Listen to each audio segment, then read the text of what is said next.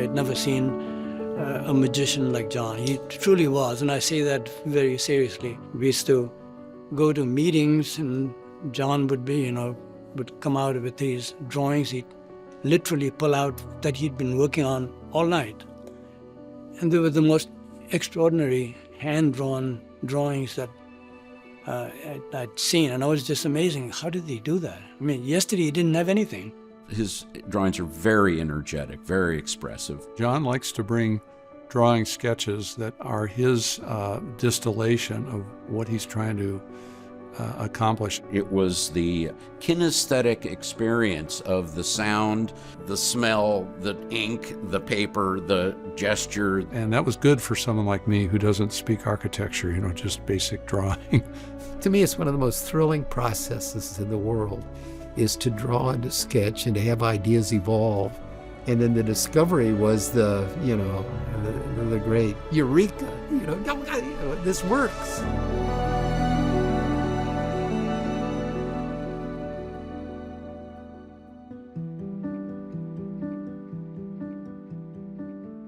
The early practice was imbued with this sense of idealism. And that's the first time I had worked in an office where the principals were not behind a closed door. And the goal was to have as few walls and as little separation between people as possible. You can just walk by, and Jon was sitting there, and Dennis was sitting there. It was wonderful. The younger staff often talked about how much they'd learn by overhearing a meeting or a presentation. And then when they were put in a position of defending a design, for example, it was not as foreign. It was, this is part of the process. So I think we just naturally attracted people that wanted to share and do things and liked collaboration. Jon is a very collaborative designer with high respect for other people's ideas. Jon was one of only a small handful of people at that time that really got out and involved in the community beyond the industry. He encouraged others to do the same. He always said, find something you're passionate about and go get involved. And see how what you do impacts and connects with the broader community. I think it was finished in 1972, and Jon was one of 18 or 19 people who were creating this amazing plan that really set the framework for what would happen in Portland for the next 20 years. All the things that we love about Portland now were embedded in that plan. The question is, what do we do about downtown? And so I was part of a downtown plan committee that says downtown is another neighborhood. It's an urban neighborhood, a more densely populated and a more commercial neighborhood, but it's a neighborhood. Two architects that worked with the Urban Design Committee at AIA had done a sketch that showed a square in the middle of, these existing Portland buildings. That was the living room of Portland. So the downtown plan, arced around it, north, south, east, west. Not only transit streets, but traffic streets around it, and it just sort of created this sort of central, the nexus of Portland.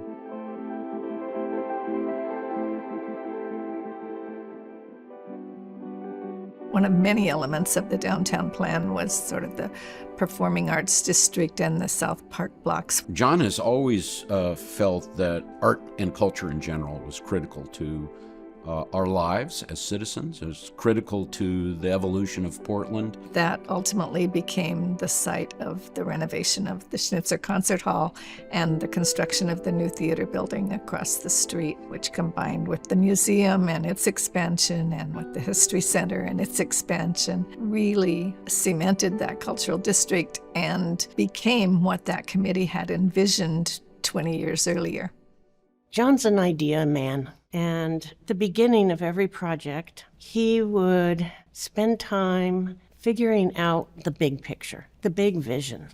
And that would be what we'd go back to whenever we were making decisions or finding our way. You could get back to the big idea.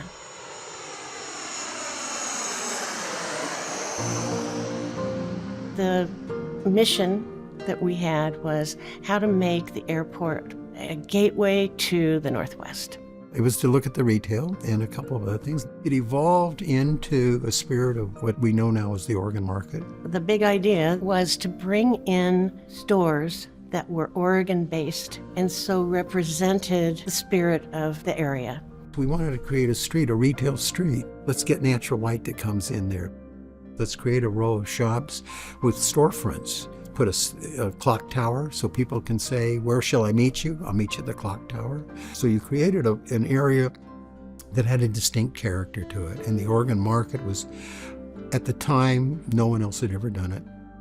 Carpet was not common in airports at the time. We drew probably hundreds, at least dozens of designs. You never know where something will lead. Jon would say, you've got to think about this pattern across these huge concourses, these huge spaces. It's not about looking down at your feet and seeing a pattern under your feet. And the carpet you saw then became so iconic and so beloved. As it turns out, the picture underfoot of everyone's feet on that particular carpet pattern is just makes me laugh every time I'm thinking about Jon's instruction to think about the big picture. For the aquarium, the big idea was how people could experience nature by following the idea of a raindrop dropping in the mountains, making its way to an estuary, and then how that water became shallow ocean and deep ocean. As you're approaching the building, there is a little creek, a little trickle that leads to the building that introduces you to the idea that this is all connected from this raindrop to the deep sea. And it is moving to understand the expansiveness of that idea. It was very early on that we said, let's focus on just the central Oregon coast. And we created buildings that tried to reflect marine buildings. We had geologic overlays. Rock formations were from castings from the beach within a 30-mile area on either side of Newport. We had a botanical overlay, so you get a sense of the flowers, the rock formations, and the nature. But it was the modesty of what was there, but it was the whole environment that made it magical.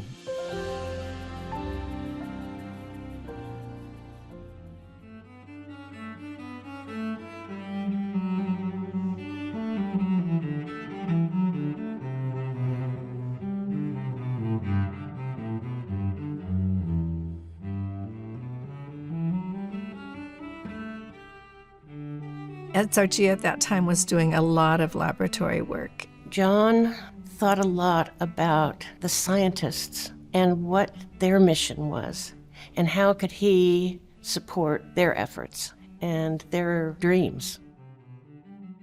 One of my last projects that I was involved in, which was the Knight Cancer Research Center on the South Waterfront.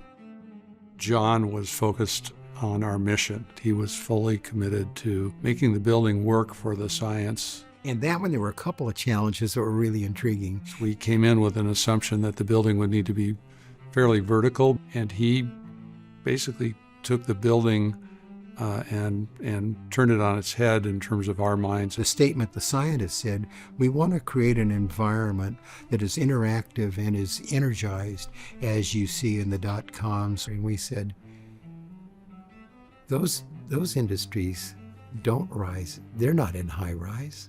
They're all in low flat buildings because they want the interaction between the people. The energy is the interaction of people. So we took the 7-story building, crushed it into a 4-story building like that, put it out. The building footprint went from almost property line to property line of what they had available. Much like our office became an open area, there was a lot of open areas where you could see science happening and being able to engage in, if not intentionally, unintentionally.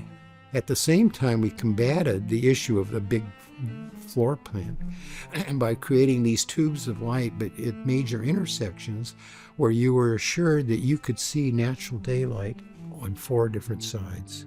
I think that he designed and we achieved a building that is all about sharing, whether it's daylight, sharing of daylight, sharing equipment, sharing spaces.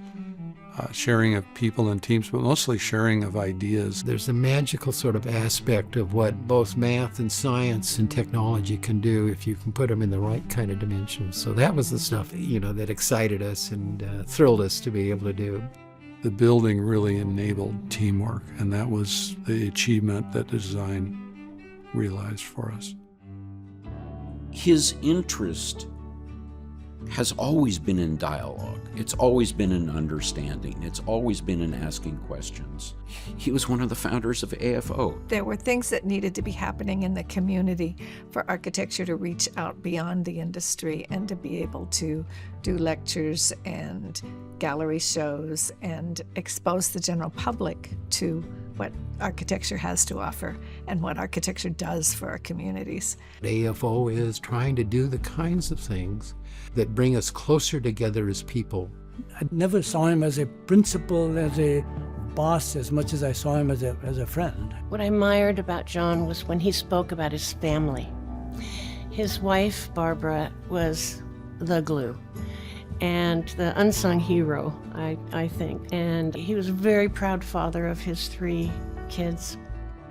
Jon's legacy is really his persona. It is his spirit, a kind of beacon of livability and common sense, if you will.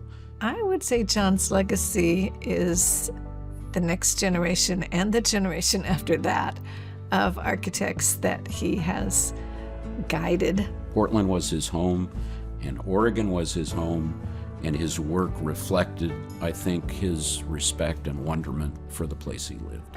When I think about Jon's legacy in this city particularly, he was involved in so many of the parks, the mass transit, the civic centers, the museums. All of that came out of Jon and his generation of comrades who made those things happen. This is an amazing city, and that's not by accident.